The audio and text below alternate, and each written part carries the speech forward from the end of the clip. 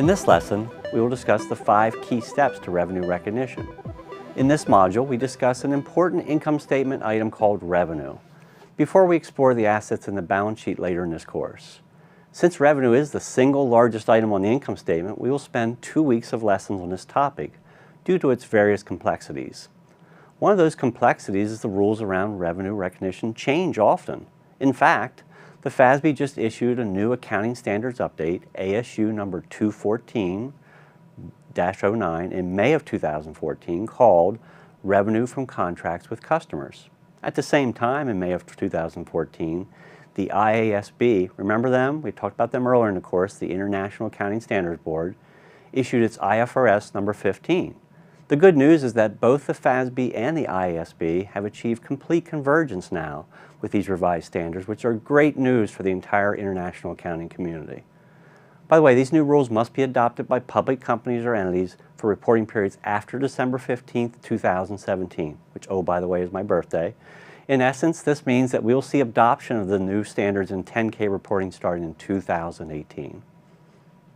So revenue is generally defined as the inflow of cash or receivables, those assets that a company receives when it provides goods and services to its customers. We run into 2 key issues here that arise with revenue recognition. When do we recognize it? And more importantly, how much? To address both of these issues, we will now introduce the 5 steps to revenue recognition as follows. 5 key steps are: 1. Identify the contract.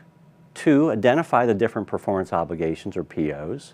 3. Determine the transaction price. 4. Allocate that transaction price. And then 5, one of the most important, is recognize the revenue when each PO, performance obligation, has been satisfied. In the next related lesson, we will discuss when to recognize this revenue. Our first task here in determining when to recognize revenue is dealing with recognizing revenue at a single point in time, which occurs when the control has transferred from the seller over to the customer or buyer. Examples of this transfer of control would be as follows. It would involve an obligation to pay the seller, legal title to the asset, physical possession, and maybe they've also assumed the risk and rewards of ownership, such as insurance loss, and lastly, they've accepted the asset itself. Related to our issue of when to recognize is dealing with recognizing revenue over a period of time, where any one of the following 3 conditions can be met. First of all, the service is performed over time, such as the customer consumes the benefits such as a cleaning service over a period of time. 2, the customer is using or controlling something while it's created, such as when you do a building extension or a building enhancement. And 3, the seller is producing a custom product or service for that specific customer, such as custom aircraft that's designed specifically for our U.S. Air Force. Let's review an example of when to determine revenue recognition over a period of time.